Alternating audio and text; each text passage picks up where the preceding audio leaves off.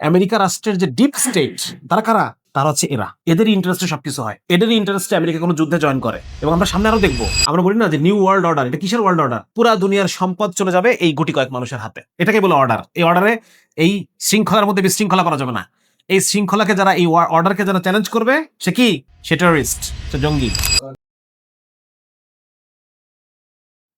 গতদিন আমরা আমেরিকা রাষ্ট্রের যে প্রতিষ্ঠা, সেটা নিয়ে আমরা আলোচনা করতেছিলাম। মূলত আমরা আলোচনা করতেছি একজন ইহুদি বংশোদ্ভূত একজন কমিউনিস্ট, হাওয়ার্ড জিন, ওনার লেখা বই এ পিপলস হিস্ট্রি অফ আমেরিকা। এখান থেকে মূলত দুইটা বই আমি সামনে রাখছি, তাহলে যাতে পুরো জিনিসটা একটা ব্যালেন্সিং একটা চিত্র আমাদের সামনে আসে। একটা হচ্ছে অ্যান্টি ক্যাপিটালিস্ট ইহুদি, হাওয়ার্ড জিন। আরেকজন হচ্ছে Henry Ford, secret of Zionism বইয়ের যিনি রাইটার। উনি ক্যাপিটালিস্ট এবং অ্যান্টি ইহুদি। তাহলে ইহুদি এবং অ্যান্টি ক্যাপিটালিস্ট, আরেকজন হচ্ছে অ্যান্টি ইহুদি এবং ক্যাপিটালিস্ট। এই দুইজনের লেখা যখন আমরা সামনে রাখবো, তখন একটা মোটামুটি ন্যায়সঙ্গত একটা চিত্র আমাদের সামনে আসবে। ঠিক আছে? তো শুরু থেকেই আমরা যদি দেখি যে সেই যে যখন এটা ব্রিটিশদের উপনিবেশ ছিল, তখন থেকেই সম্পদশালী যারা ইউরোপিয়ান, তারা মেইন ক্ষমতাবান এখানে। ঠিক আছে? দেখা যাচ্ছে যে যারা ইনভেস্টর, হ্যাঁ, যারা জমিদার এখানে ইনভেস্ট করছে, তারাই গভর্নর, বা তাদেরই সেট করা গভর্নর এখানে আছে। হ্যাঁ, এবং তাদের নামেই পুরা কলোনিটা চলতেছে। এরকম বিভিন্ন জায়গায় জায়গায় এস্টেট, আজকে যেরকম আমরা বলি যে এস্টেট, হ্যাঁ, কি বলে এটাকে, ওই রকম এস্টেট ছিল আর কি, এস্টেট। হ্যাঁ, ছিল। এবং ওখানে আমরা দেখবো যে এরকম মানুষ আছে যে যার 1 মিলিয়ন একর এর জমিদার সে, 2 মিলিয়ন একরের জমিদার সে। তার আন্ডারে অন্যান্য যারা ইউরোপিয়ান মাইগ্রেন্ট যারা, তারা প্রজা হিসেবে থাকে, ভাড়া দেয়, খাজনা দেয়। আবার সে দাসও পালে। তার কিছু হয় এরা জমিতে খাটে, অথবা এটা হচ্ছে আমেরিকার উত্তর সাইডে, উত্তরের রাজ্যগুলোতে। আর দক্ষিণের রাজ্যগুলোতে সরাসরি সেখানে প্রজা সিস্টেম নেই, সেখানে সরাসরি দাস খাটে, দাসরা থাকে, দাস খাটে। ঠিক আছে? এরকম ছিল আর কি। আচ্ছা, এবং এখানে আমরা উনি কিছু কিছু পরিসংখ্যান নিয়ে আসছে যে আমেরিকান শ্বেতাঙ্গদের 10% তারা পুরা রাষ্ট্রের অর্ধেক, 10% মানুষ অর্ধেক সম্পদের অধিকারী। হ্যাঁ, আবার এর কিছুদিন পরে আবার দেখাচ্ছে যে যখন আমেরিকা স্বাধীন হচ্ছে, নতুন কনস্টিটিউশন যখন করা হচ্ছে, তখন ওই 10% মানুষ অর্ধেক সম্পদের অধিকারী। এবং আরো পরে দেখা যাচ্ছে যে মাত্র 3% মানুষ তারা আসলেই তারা মানে হোল্ডিং এর অধিকারী, মানে তাদের নিজস্ব জমি আছে। 10% মানুষের নিজস্ব জমি আছে, বাকিরা সবাই তাদের প্রজা। ঠিক আছে? আচ্ছা, আরো কিছু জিনিস ছিল যে কে গভর্নর হতে পারবে। যার 5,000 পাউন্ডের প্রপার্টি আছে, 5,000 পাউন্ড মানে অনেক টাকা। আজকের দিনের 5,000 পাউন্ড মানে অনেক অনেক টাকা। সেখানে 5,000 পাউন্ডের যার প্রপার্টি আছে, সে সিনেটর পদে দাঁড়াইতে পারবে, সে গভর্নর পদে দাঁড়াইতে পারবে। যার 1,000 পাউন্ডের প্রপার্টি আছে, সে সিনেটর পদে দাঁড়াইতে পারবে। এটা কিন্তু 1776 সালের পরে, স্বাধীনতার পরের কথা বলতেছে। হ্যাঁ, মানে ক্ষমতা সেই পাবে যার পয়সা আছে। তার মানে বোঝা গেল যে যারা আসলে ক্যাপিটালিস্ট, যারা পুঁজিপতি, যারা গভর্নমেন্ট তারাই চালায়। সেই শুরু থেকে চালাতো, এখনো তারাই চালায়। ঠিক আছে? এবং এটা এটা এই জিনিসটা আমাদের বোঝা কেন দরকার? কারণ আমেরিকার রাষ্ট্রীয় যে স্ট্রাকচার, এটা বুঝলে পরে আমরা বুঝবো যে জাতিসংঘ আসলে কি, কাদের ইন্টারেস্টে চলে। আমেরিকা কার ইন্টারেস্টে চলে, জাতিসংঘ কার ইন্টারেস্টে চলে, এবং বর্তমানে সারা পৃথিবী কাদের ইন্টারেস্টের কাছে জিম্মি। হ্যাঁ, এবং দেখবো যে এই কয়েকটা জিনিস একসাথে ওতপ্রোতভাবে জড়িত। একটা হচ্ছে এই পুরা ক্যাপিটালিস্টিক যে সিস্টেমটা, ক্যাপিটালিস্টিক সিস্টেম। 2 নম্বর হচ্ছে যারা ক্যাপিটালিস্ট। আর 3 নম্বর হচ্ছে এই আমেরিকার রাষ্ট্র কাঠামো, যার কাছে পুরা পৃথিবী জিম্মি, পুরা পৃথিবী স্টর্চার্ড বাই দেম অ্যাকচুয়ালি। ঠিক আছে? আচ্ছা, এরপর তো আরো আস্তে আস্তে এই এই অংশটাই ধীরে ধীরে আরো বেশি ক্ষমতাশালী হতে থাকে, এবং ধীরে ধীরে এরাই পলিসি করে, এরাই আইন বানায়। হ্যাঁ, আমেরিকা রাষ্ট্রটা কোনোখানে যুদ্ধে যোগদান করবে কিনা, এটা সিদ্ধান্ত নেবে কে? নাই, এখনো কে নেয়? যারা সিনেটর, এরা নেয়, তাই না? এখনকার যে ইরান যুদ্ধে এঙ্গেজ হচ্ছে, এটা ট্রাম্প সিদ্ধান্ত নিচ্ছে। ট্রাম্প তো একা সিদ্ধান্ত নিতে পারেন, এখানে তো তার আহ, অনুগত সিনেটররা আছে, কংগ্রেসম্যানরা আছে, তারা মিলেই সিদ্ধান্ত নিচ্ছে যে আমরা যুদ্ধে জড়িত হব।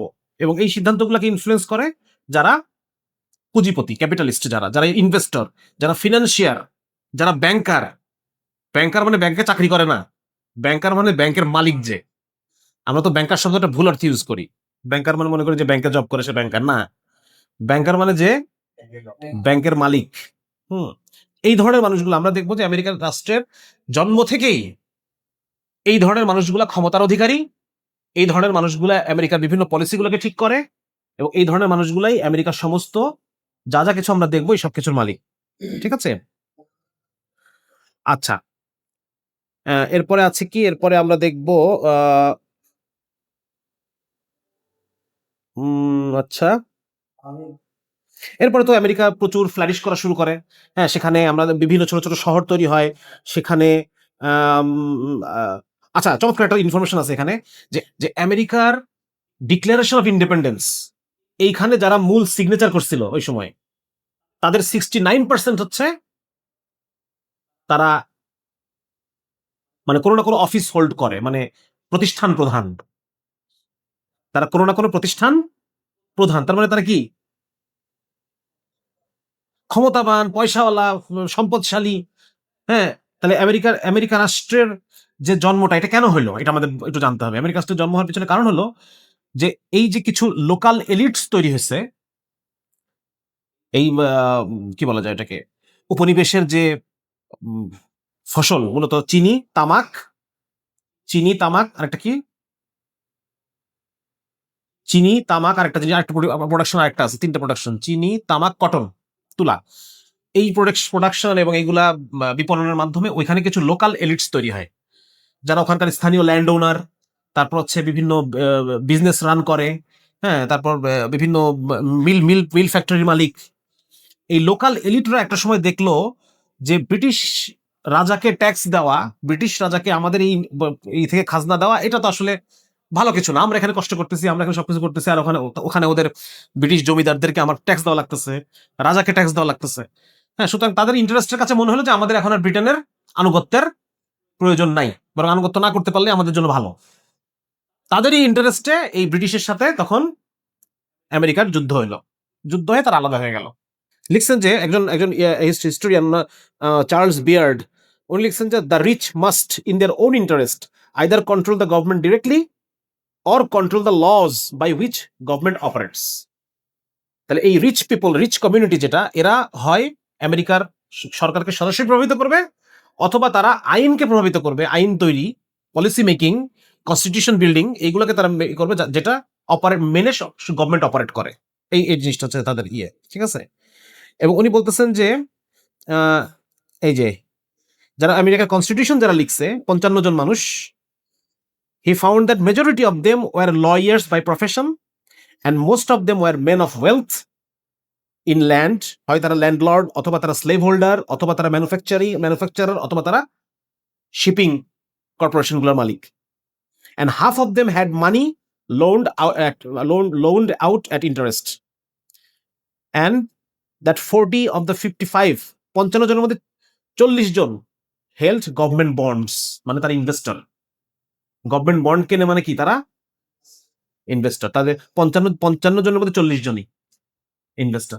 তাহলে এই যে আমেরিকা রাষ্ট্রের যে মূল গভীর যে ডিপ স্টেট, এই শব্দটা খুঁজে পাচ্ছিলাম না এতক্ষণ ধরে, আমেরিকা রাষ্ট্রের যে ডিপ স্টেট, তারা কারা?